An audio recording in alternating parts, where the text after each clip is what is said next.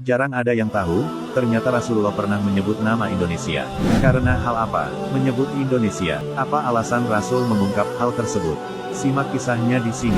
Nabi Muhammad SAW merupakan nabi terakhir yang salah satu tugasnya menyempurnakan akhlak umat manusia. Hal ini termaktub dalam Al-Quran yang berbunyi, "Ya Tuhan kami, utuslah di tengah mereka seorang rasul dari kalangan mereka sendiri, yang akan membacakan kepada mereka ayat-ayat-Mu dan mengajarkan kitab dan hikmah kepada mereka, dan menyucikan mereka. Sungguh, Engkaulah yang Maha Perkasa, Maha Bijaksana." Quran Surat Al-Baqarah, 129. Di Indonesia, Rasul begitu dicintai. Kecintaan umat muslim di Indonesia terhadap Nabi tak bisa diragukan lagi. Buktinya ketika perayaan Maulid tiba, umat muslim di Indonesia akan merayakannya dengan gegap gempita. Kecintaan umat muslim di Indonesia pun pernah disinggung oleh Rasul secara langsung dalam satu cerita.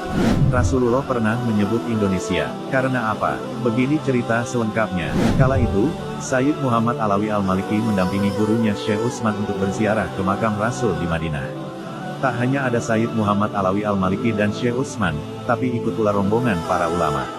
Saat khusyuk berselawat di depan makam Rasul, tiba-tiba Syekh Utsman dibuka mata batinnya atau bisa menyingkap hijab kasyaf oleh Allah.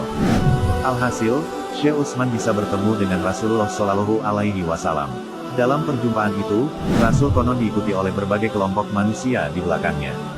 Syekh Utsman lalu bertanya, "Siapakah gerangan orang-orang tersebut, ya Rasulullah?"